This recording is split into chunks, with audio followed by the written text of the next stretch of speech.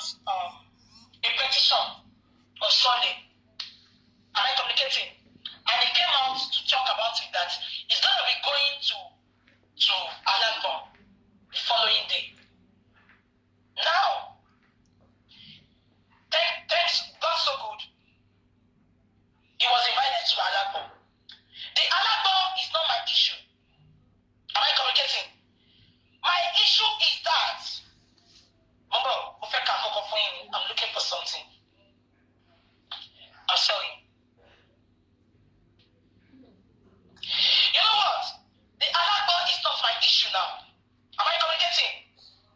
The Alagbo is not my issue. If it was when Mohbad was crying for help that Elegushi sent his boys to kill him. Nigeria, no Karamaziki, Mohbad today might see Kudeni. Check on me. Mohbad petition jáde. Mohbad today might see Kudeni. Am I communicating? Yeah, I've sent the petition. Elegushi, Saheed, please lend me your ear this morning. On the 27th of July, Mohbad was having a video shoot. Sam Larry, that is known to be one of Elegushi's boys, because I can see that many of those boys that Mohbad mentioned in his petition, all of them bears Elegushi. I'm going to be showing you this morning.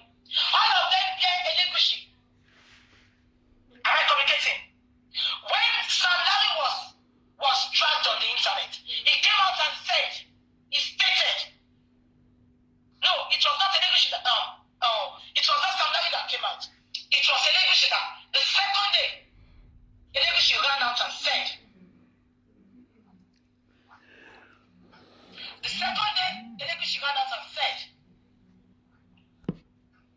Sam Larry is not Elegushi. They even put up a disclaimer. Am I communicating? We have been on Mohbad's issue for the past 7 months, talking about this petition. Elegushi did not for one day come out to debunk this petition. He did not. Am I communicating? Elegushi did not debunk this petition for the past 8 months. Sorry, TikTok just hang me. Am I being? Yeah. Am I communicating? Elegushi did not for one day come out to debunk this petition. He kept quiet. He kept mute. He pretended as if his ears had been cut off. Am I communicating? We were shouting, we were talking, we were making videos, asking him to come and defend this petition. He never did.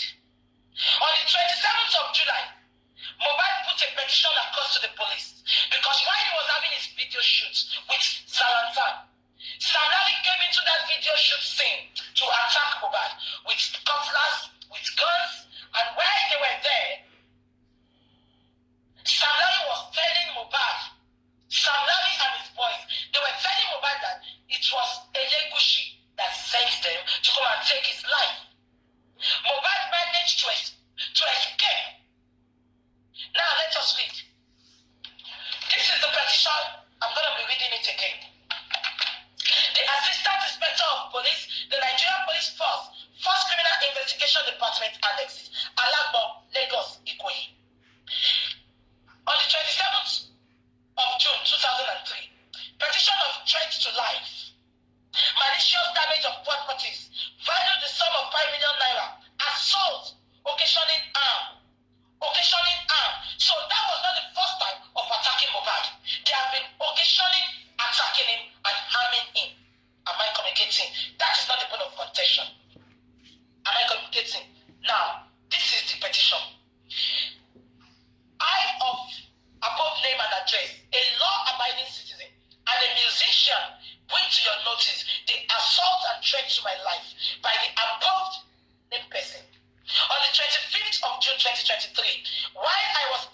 video shoot with another artist named Zalatan Ibile. The above mentioned person, not knowing about it, invaded the premises with dangerous arms such as guns, cutlasses, etc. Where I was shooting video and scattered the whole process of the shooting. Damage equipment I was using for the shooting, valued about 5 million naira. And they started threatening my life, which in the process, they became violent. Anybody that put out Mohbad's petition, if they have the pictures that Mohbad attached to the petition, please can you send it to us, please? Now, because Mohbad said he attached pictures. I sustained injuries and narrowly escaped. Attached to this petition is the said pictures. Total amounts I paid for the shooting, they have destroyed in 8 million naira, which is non-refundable. That is not still the point of contention. I am now going into the point of contention. The point of contention now is, however, during the assault, they were posting that they work for Oba Elegushi and that they have been asked to deal with me for reasons best known to them, which till date, they are still threatening to kill me if they see me. So I call on your good office to save my life from the above mentioned persons to bring them to book. Am I communicating? They sent this petition to Alamo that cannot be questioned. Who is Elegushi? That cannot be challenged about this petition. But instead of the Nigerian police to make a move about it, probably if they have made a move about it, Mohbad will still be with us today. May his beautiful soul rest in everlasting peace. He would have been with us today. The Nigerian police would have saved us from all these shenanigans. Instead, reverse was the case. Just because Elegushi is a friend to some people in the police, they decided to follow up and they refused to ignore him. Because I'm going to give you an example this morning. Baba Mohbad petitioned Darusha in Basi that Darusha embarked Mohbad. Even before Baba Mohbad was told that his son was dead. Darusha had already embalmed him, put a salt on his chest. Now Baba Mohbad petitioned Darusha. On getting to Basi, let me shock you. It was this same police. Immediately, they released Darusha. They lied on Baba. The police told Baba that they are going to get back to Baba. Up till today, Baba told them, I want to go to court. Let us go to court. The police is still trying to persuade Baba not to take them to court. Baba said that embalm Mohbad, but they wanted to use Adura, thinking Baba will change his mind. But Baba Mohbad said, even if it is my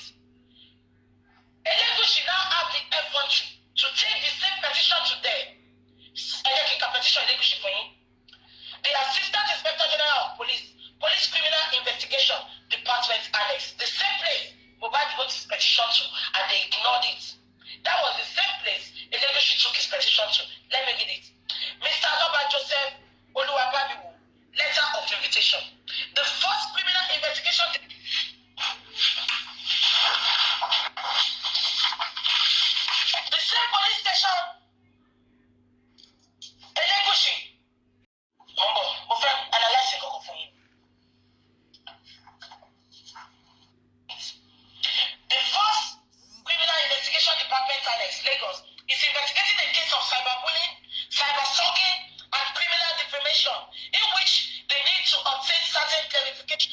Lagos on Monday. Share for me. I'm not going to read the rest of the petition. Yeah? But the three things Elegushi petitioned about is cyberbullying, cyberstalking, and criminal defamation. Now let's go down to it. Cyberbullying. If you have a dictionary with you, you can Google it. Cyberbullying.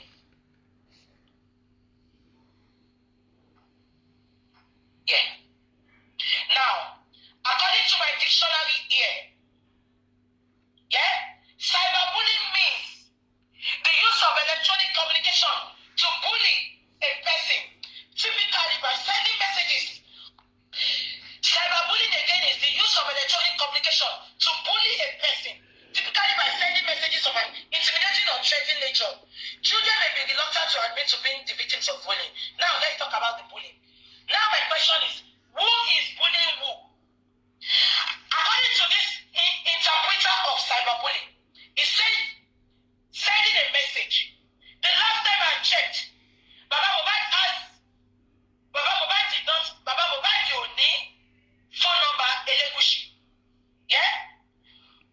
When he bullying a person by communicating, Baba Jumo, àfìgbà tí bàbá ọmọ finally fojú wọn, ìgbà tí bàbá ṣe interview pẹ̀lú Oyinmomo, Baba said, and I quote, Baba sọ pé àlè ló pa ọmọ mi. Ẹ bá mi gbé Elegushi, ọba ẹlẹ́pọ̀ short put. Ṣé òun ni àlè tó pa Mohbad ni? Baba never mentioned his name, and you know the book ọlọ́pàá for crying out loud. Why are you so biased in your investigation to bring the people that killed Mohbad to book? Why is there a bias for the investigation?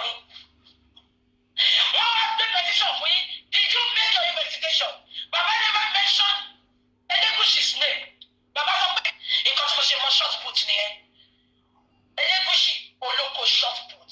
Ẹlẹ́kẹ̀ puff puff. Ẹlẹ́kẹ̀ egg roll. Ẹ bá mi bèrè lọ́wọ́ ẹ̀. Baba Mohbad said and I quote, Baba ní àlè ló pa ọmọ mi. Ṣé Elégùṣì làlè ni tó sọ pé bàbá cyberbully òun? The only place Baba mentioned his name was ìgbà tí Oyinmomo bèrè pé báwo ni tí ọmọ Elégùṣì ṣe wá jẹ́. Baba said and I quote, Baba sọ pé mi ì rí wọn rí o, mo dẹ̀ ní kàn. Baba sọ lóyìnbó. Ṣé ẹ gbọ́? Instagram fẹ́ ẹ jẹ́ ká send Instagram, ẹ jẹ́ ká share Instagram. Ọ̀bọ̀. Báwo ni ti Elégùṣì? Baba ní mo mọ̀ rí mi ìdẹ̀ ní parọ́ mọ́yàn. Oyinmomo sọ pé báwo lẹ ṣe wá dárúkọ ẹ̀? Baba sọ pé the only way táwọn fi dárúkọ ẹ̀ ni pé òun lọ́mọ yẹn kọ sí petition. The only place tí bàbá ti dárúkọ Elégùṣì yẹn. Bàbá ní Elégùṣì ni Mohbad kọ sí petition. Ìgbé wọn lé òun kiri, wọn ní kó wá pa òun. Ẹ̀jọ̀ ṣé bàbá sọ pé Elégùṣì ló ní ọmọ ni? Ṣé bàbá sọ pé bàbá lè tún sọ pé wọn ò kí ń kẹ́tọ́? Wọn ò kí ń kẹ́tọ́ nílé ọlọ́pàá.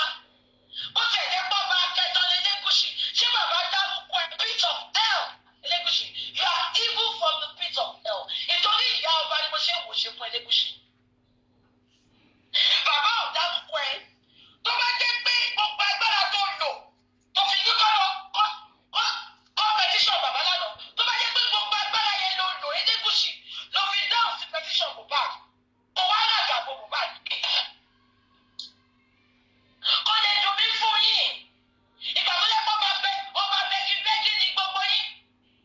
Ọba bẹ́kí political ọba ní gbogbo yín.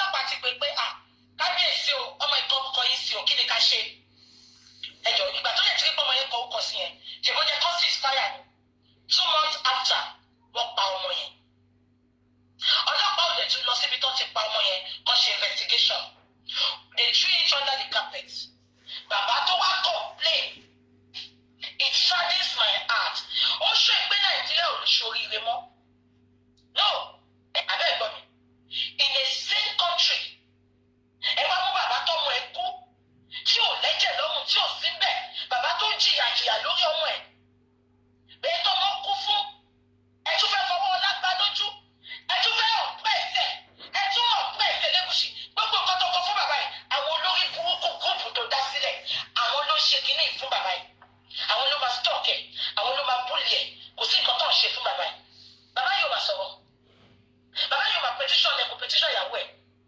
Elégùṣì ló lò tó bá dé láyé wà tàbí Elégùṣì lò sack without pay ló jẹ́ kó ṣe fún because ó jẹ́ kí solicitor ẹ̀ sọ fún ẹ pé don't let us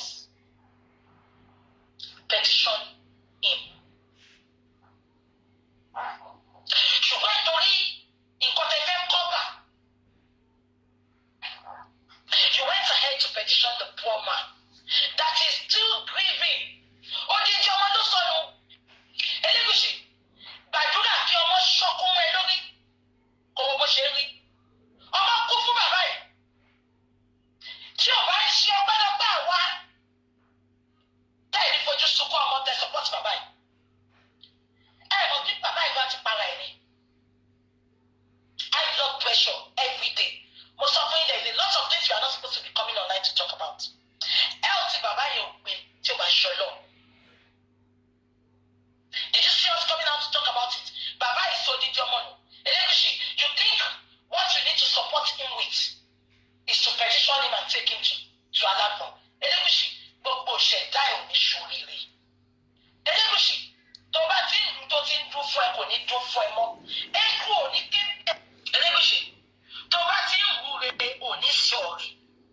Àdàbí tó bá mọ̀ nípa kò mọ̀ báyìí.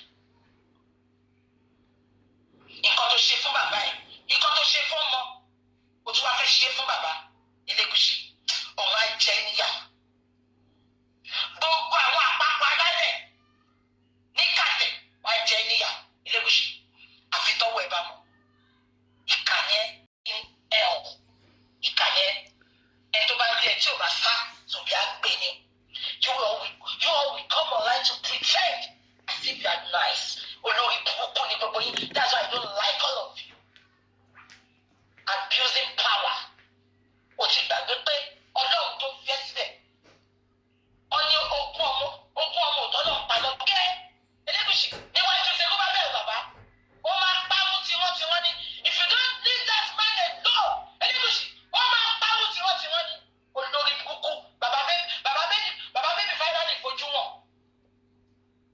wọ́n lálẹ́ ló pa ọmọ ó sọ̀rọ̀ cyber stalking defamation of character lọ́ba mi gbé ibi tí bàbá ti defame character ẹ̀ lọ́ba mi gbé ibi tí bàbá ti cyber bully ẹ̀ lọ́ba mi gbé ibi tí bàbá ti stalk ẹ̀ kiri yàda ìgbà tó bá ti tọwọ́ pẹ̀lú lọ́wọ́ pátá tóbi náà wàá pọnú ẹ̀yin olórí burúkú just call my name and I will be there you see their faces everywhere they have no higher time of respect you see their effort Elégùṣì tí bá dín Nàìjíríà náà ní sẹ́ẹ̀ tó o bá pẹ̀lú àwọn tó fẹ́ wáyé tẹ́lẹ̀ kápẹ́tì mi pẹ̀lú petition ò ní kú rẹ̀ olórí burúkú ṣọ lè pa kọ́nà àwọn ọmọ ṣé kọ́nà àwọn ọmọ ilé ìfòsọ́lẹ̀ kó kú láì mọ̀dì kó má wà ó wá ní bàbá ń dá orúkọ ẹ̀ bàbá tó yẹ pé ó sọ tí gbogbo wa sì gbọ́ ó ní bí ìmọ̀ wọn rí o the only thing tí mo kàn mọ́ pé ọmọ mi kọ orúkọ Elégùṣì sínú petition ó wá ní bàbá ó wá kọ gbogbo òyìnbó lórí burúkú kò ní dá fún ẹ kò ní dá fún ẹ tó bẹ́ẹ̀ kọ petition ọlọ́pàá tó ń lọ fún kò ní dá fún ọ ó wá kọ cyber bullying cyber stalking and criminal defamation ó lè pẹ́ ta ló ti lọ gbé ọkùnrin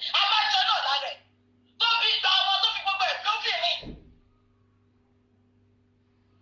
ṣe bọ́mọ́ ló máa gbà lọ́wọ́ àdé ẹ̀ tó yẹ kó pa ni bẹ́ẹ̀ ṣe pa ọmọ ìyẹn tó ṣe fẹ́ pa bàbá ẹ̀ ó tó di àwọn tó máa pa wà pọ̀ kó tó pa bàbá ẹ̀ ó di Elégùṣì àwọn tó máa pa wà pọ̀ kó tó pa bàbá ẹ̀ bàbá yẹn wá lọ ṣe bó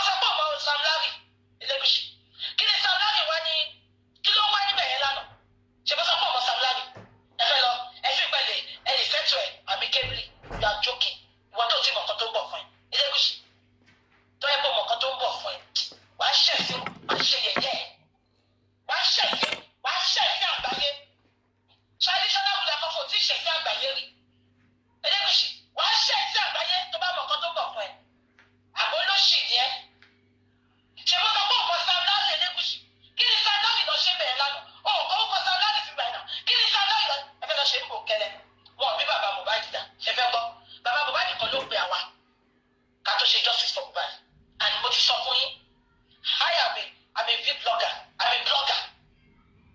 We talk about what is happening online. So, never feel the rest of Baba Mohbad pé kó sọ fún wa ká má bu ẹ mọ́. Ó ti ṣí èrè. Baba Mohbad kan ló sọ fẹ́mi kí n tó dá sí ọ̀rọ̀. Wọ́n ọ̀dẹ Baba mi ìdẹ̀ tí Baba Mohbad kan sọ pé ẹ má jẹ ká Baba Mohbad ò tiẹ̀ ní sọ́nà tó Baba Mohbad ọmọ Èkìtì ni. Never feel pé kó lọ ṣe ọ̀dájí settling. Ẹ ṣí èrè. Settling ta lè ṣe ni pé kí mo fi ṣe DNA kó lè sọ nǹkan tó pa Mohbad fún wa ìyẹn nìkan la fi lè lọ sí round table kálọ dialogue ṣùgbọ́n tí o bá ti débẹ̀ Elégùṣì ṣe mo sọ pé òun Sam Larry ni kí ni Sam Larry wá ṣe bẹ̀rẹ̀ lánàá ìwọ náà ó gbé agbádá pẹ̀lẹ́kùn ẹ pẹ̀lẹ́kùn ẹ tó dàbí short put yẹn ẹ̀yin sọ̀rọ̀ làwọn ẹ̀yin ìjòyè tẹ bá ọ Elégùṣì lọ sí alágbọ̀lánà yẹn ẹ bọ́ sílẹ̀.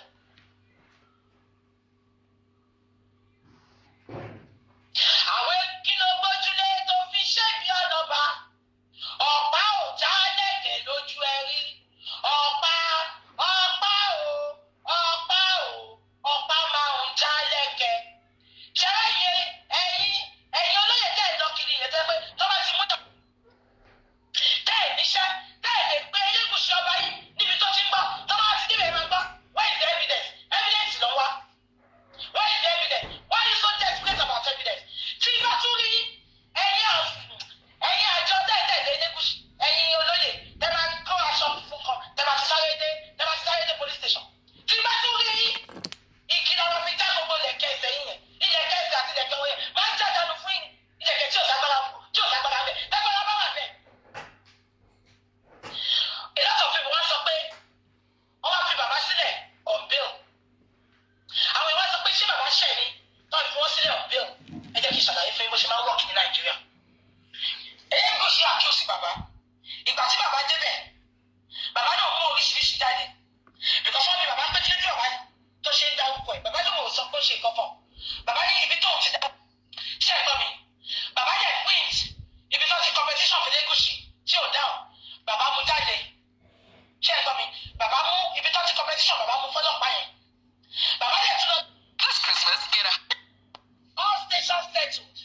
All case closed. Bàbá mú yẹn náà fún ọ with many other supporting evidence. Ó wá bọ́ lọ́wọ́ lórí burúkú wọn. Wọ́n tí ìdájọ́ sìn. Wọ́n ní kí bàbá máa lọ. Ká sọ pé Elégùṣì fẹ́ gbé ẹjọ́ yẹn lọ sí court. Wọ́n ní gba bail. Nǹkan tó ṣe ti Dàróṣà nìyẹn ṣe yẹ yín. Because bàbá ṣe é gbọ́ mi. Ìtorí bàbá fẹ́ lọ sí court nípa ti Dàróṣà ni wọ́n ṣe gba bail Dàróṣà tó fi jẹ́ kí Dàróṣà máa lọ ìpè because wọ́n lọ court ó ti jẹ́ pé wọ́n ti ju sábẹ́ kápẹ́tì wọn sọ̀rọ̀ ń pa ẹ̀.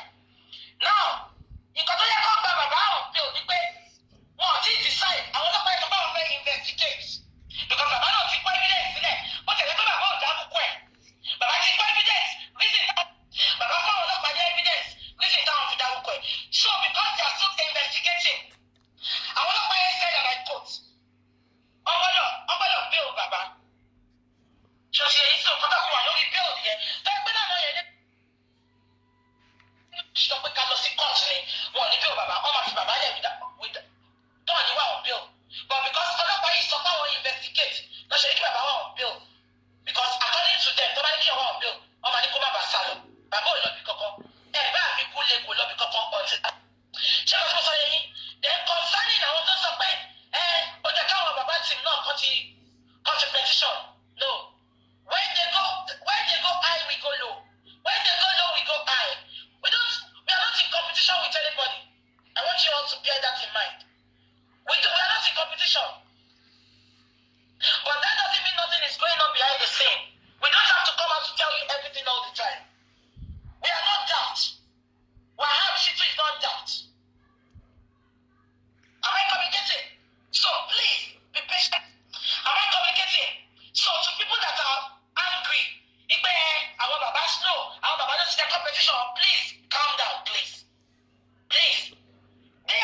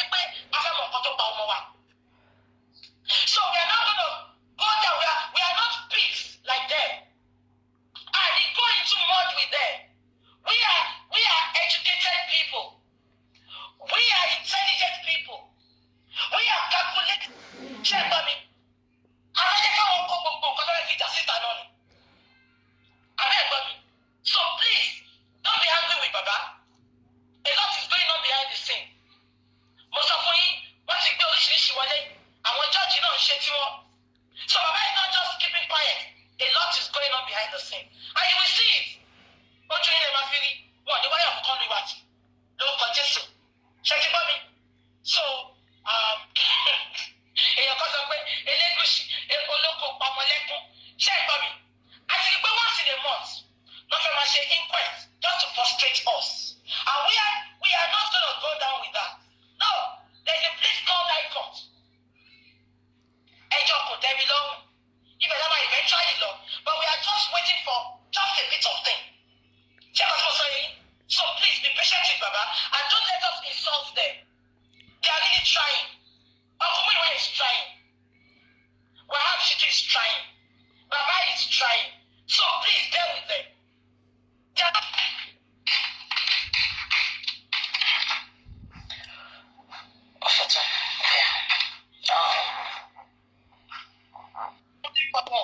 So please bear with me. Any sùúrù fún mi ṣe gbọ́.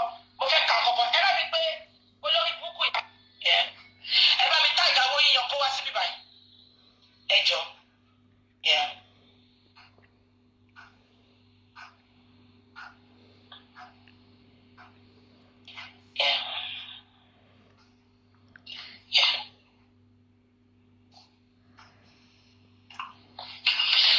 Iyabo Ojo put something up on her page some few days ago.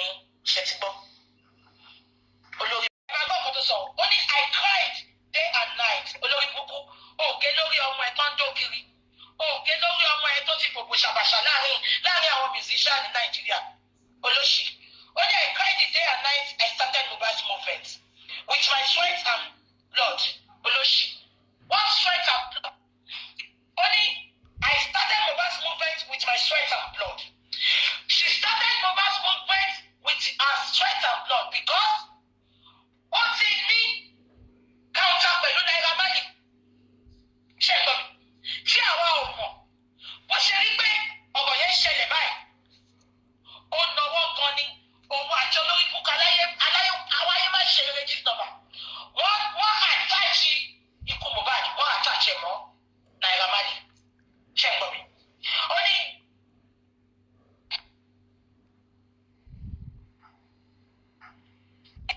ṣé ẹ gbọ́? YouTube ẹ má bínú. Ṣé ẹ gbọ́ mi? Well done TikTok, well done. Wọ́n ti come back. Wọ́n flag wa ni. So a ti come back. Ẹ jẹ́ sáré sọ̀rọ̀ ká máa lọ. Máa padà wá sọ ètò kù. I'm not gonna be telling you dates tí bá máa jáde. Ṣé ti yín? Yeah. Because I'm not gonna be telling you. Just keep it logged on my page. So you'll be seeing me. Ṣé ẹ gbọ́? Now, ẹ jẹ́ kí sáré kà kọ́ tí Ìyábọ̀ kọ. Ó ní I cried day and night. I started Mohbad's movement with my sweat and blood. I spent my time, money, energy, and soul. I had to back down because, I had to back down because his biological father was engrossed in fighting for wealth instead of justice. Ìyábọ̀, ìsìnkú ò ní ṣoríire. O ò ní jèrè iṣẹ́ ọwọ́ Ìyábọ̀. O ò túra lùmọ̀ lórúkọ Jésù. Ìpè ò parọ́ mọ́ bàbá Ìyábọ̀. Àjọ náà tó ní òfìfẹ́ tó gbé ẹ lájẹ́ tó gbé yín lájẹ́. Abẹ́ ẹgbẹ́ ọkọ̀ tó sọ, ó ní kí bàbá Mohbad máa wá justice. Ìyábọ̀ lẹ́nu ẹ, o ò ní ṣí oríire Ìyábọ̀. O ò ní jèrè láyé, ò ní jèrè lọ́run. Ìyábọ̀, mo gba bí àwọn ayé tẹ̀ ẹ́ sí ẹ. O ò ní rí bá ti ṣe òní lọ́dọ̀ gbégbà Ìyábọ̀. Ìgbé ọ̀pá ọmọ bàbá ilé ni tó sọ pé bàbá yìí kàkà kó wá justice. Ó ń jà fún wealth Ìyábọ̀. Ọ̀gá jẹ́ níyà, gbogbo àbí ọmọ yá fìyà jẹ́, gbogbo àbí ọmọ yá kọ̀ ìsì ẹ̀. Wọ́n máa fi ẹ́ làkàlàkà. Ìyábọ̀, wèrè tí yẹ bó ṣe bèrè lára ẹ̀ ni, ìwọ náà máa ya wèrè. Abẹ́ ẹ̀gbọ́n kan tí Ìyábọ̀ sọ. Ẹ̀gbọ́n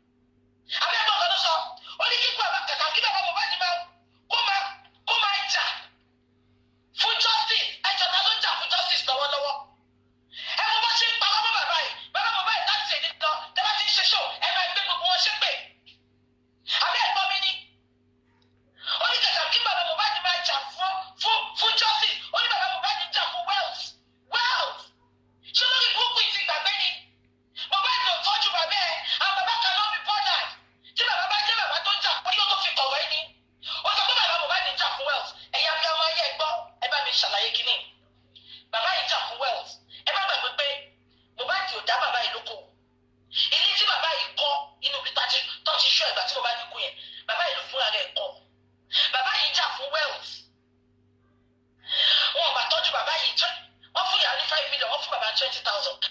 Abẹ́ẹ̀gbọ́n mi, ẹ jẹ́ ká compare and contrast. Ìgbà tí Mohbad wà láyé celebrity àti ìgbà tí Mohbad ti kú, ẹ wo bí bàbá yẹn ṣe rí. Tí bàbá yẹn bá jẹ́ olójú kòkòrò ni, wọn ò ní máa fún ní condition kan tó náwó fún. Tí bàbá yẹn bá jẹ́ olójú kòkòrò ni, Mohbad á ti ṣe dáadáa fún un, á ti ṣe sínú ilé fún gan. Bàbá yìí bójú ògùn ló máa lò bí àwọn bá ti ṣe lògùn, bójú àfọ̀ṣẹ́ ni, á ti gbà kọ́ lọ́wọ́ yẹn. But he's a contented man. He's contented with whatever Mohbad gave him. Tí bàbá Mohbad bá jẹ́ olójú kòkòrò ni, ṣé wọ́n ti gbà tó kọ́kọ́ ṣe tàbí òfin? Ó sọ lẹ́yìn ìgbà tó ṣe tàbí tí Mohbad ti kú. Ó sọ kíní kan. Ó ní Mohbad máa ń fóun lówó díẹ̀díẹ̀. Ó nígbà tó di pé Wùmí ló máa ń sẹ́ẹ̀dì owó jẹ sóhun. Ó lóun dẹ̀ rí pé àrífín ni. Ó lóun sọ fún Mohbad pé tó bá yẹ pé Wùmí ló máa sẹ́ẹ̀dì owó jẹ fóun, kó má fóun lówó mọ́. Bàbá tó lójú kòkòrò tó dúró ti ogún ọmọ kò ní sọ statement yẹn. Kí Wùmí máa fún lówó àyè máa gbà ní kò kí ẹ̀. Wùmí kò lè bọ́ síta. Tí bàbá yìí bá jí olójú kòkòrò sẹ́, bàbá yìí ó súnmọ́ àwọn ètò ìyá Mohbad lọ. Kò ní gbà ìyá Mohbad láyè kó wọnú ayé ọmọ yẹn. Kò ní gbà láyè. Bàbá yìí ló máa jẹ́ kiri yẹn. Ìyábọ̀ ó lè gbé jẹ́sẹ̀ta. Ìwọ tó lẹ́ pé ó ní tọ̀ọ̀rẹ́ lórí ìyá àti bàbá tó bí ẹ. Ìyá ẹ̀yà wèrè ni. Ìyá ẹ̀yà wèrè ni. Okùn tó fi sọ àwọn Biafra àjọsí ló fi sọ ìyá ìmọ́lẹ̀ ìgbà tó máa kú. Bàbá ẹ̀ ò ní bàbá. Olórí burúkú ọmọ aláyé bàjẹ́. Mú kàrẹ́ ọba ayé ẹ̀jẹ̀ ni. Kò fẹ́.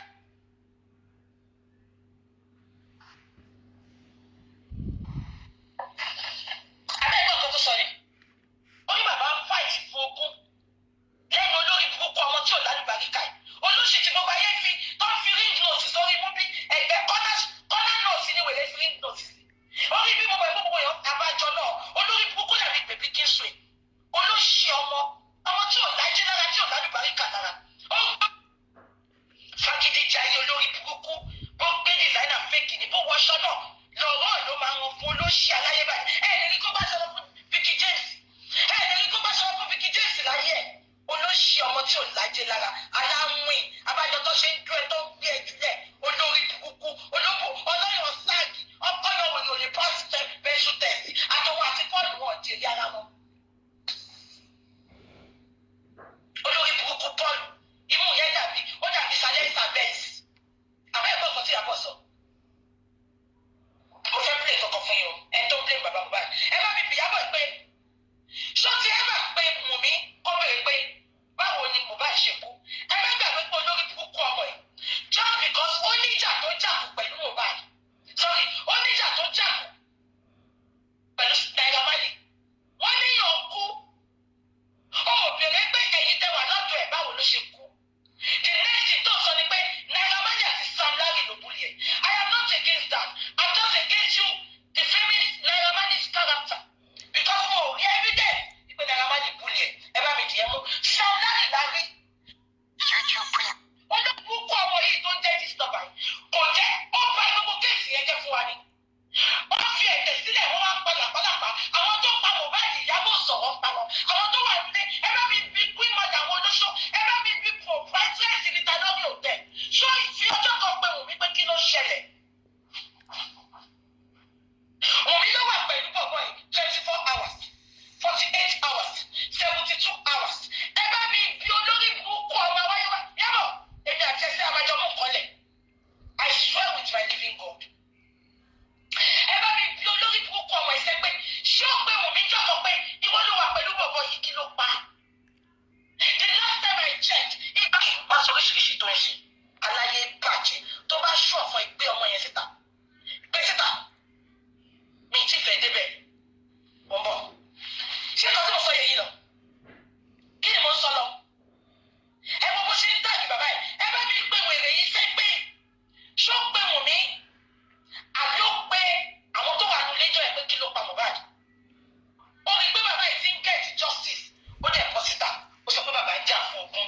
Ọ̀rọ̀ àgbẹ̀ gbogbo nǹkan tó ju bàbá yìí rí láyé ojú àárín Ìyábọ̀ kò sí bó ṣe lè pọ̀ tí ẹ̀ lè pẹ́ láyé náà. Wèrè tí yà because kò sí bó ṣe lè sọ tó ó máa wà nù family trait ni. Wèrè ìyá ẹ̀ ó máa bọ́ sí lára ẹ̀ àbára ọmọ obìnrin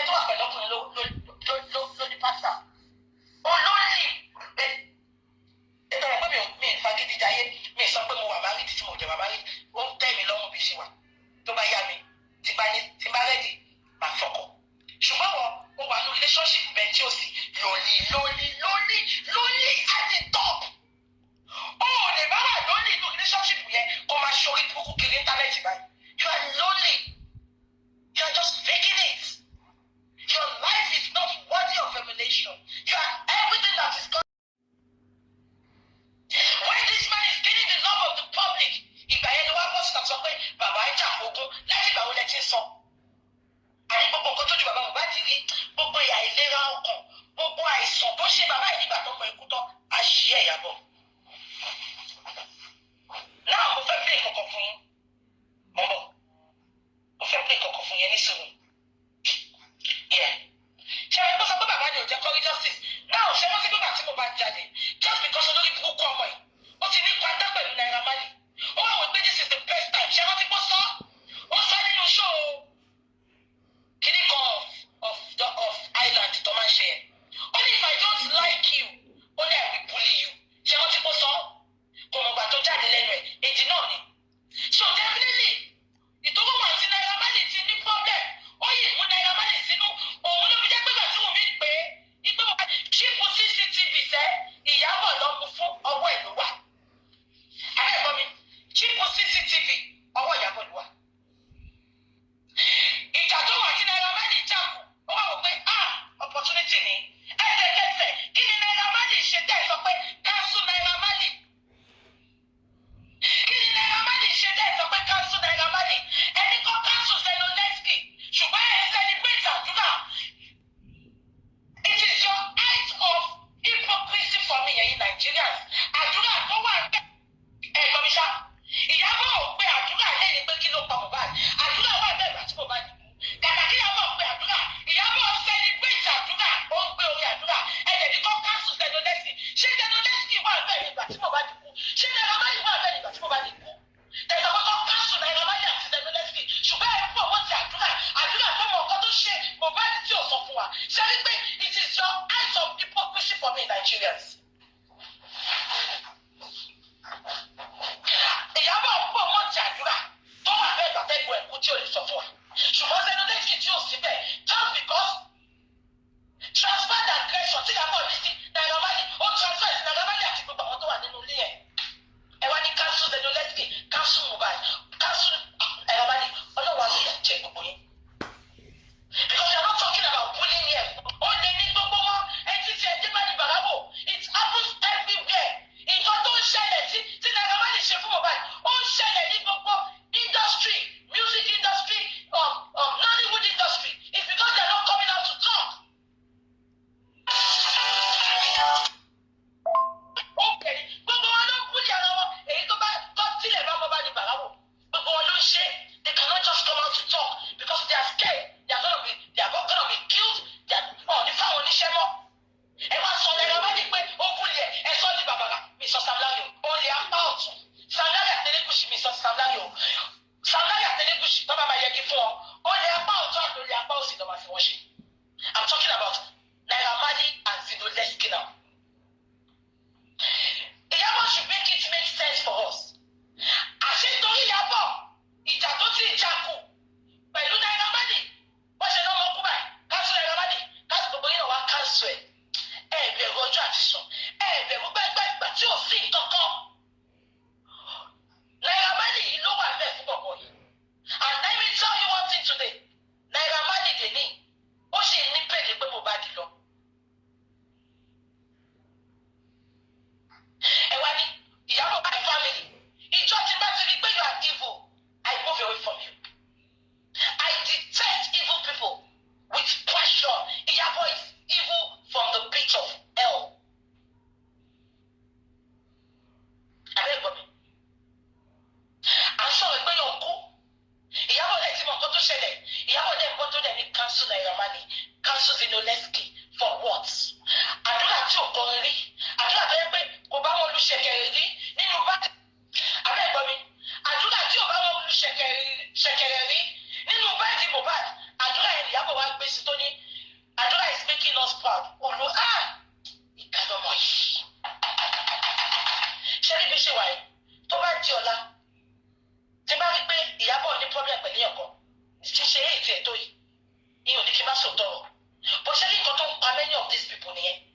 Just because they don't like you, they want to support evil. That is disadvantage of myself. I don't do it. Even if I don't like you. Tí bá rí ọ̀nà ọ̀pá-ń lò lọ àbí ọ̀nà tó lọ ìkíní kan, I will support you.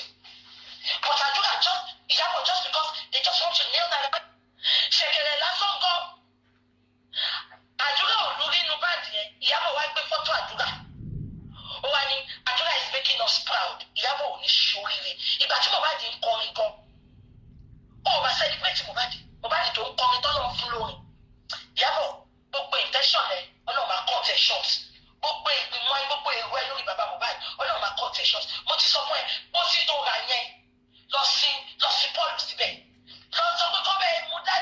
ló máa fi kókó sí síbẹ̀ ẹ̀yin olórí burúkú játijàti.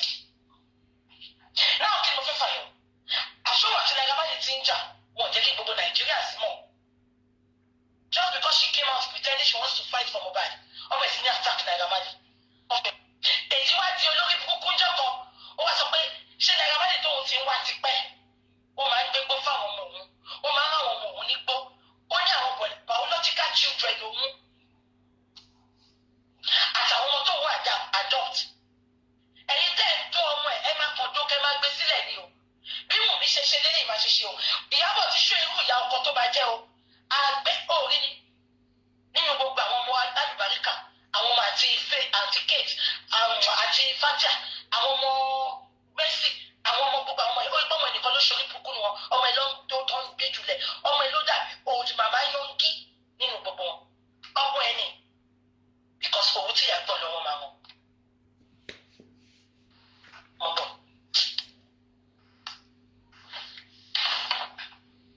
Ọmọ ẹ̀ ọ̀dọ̀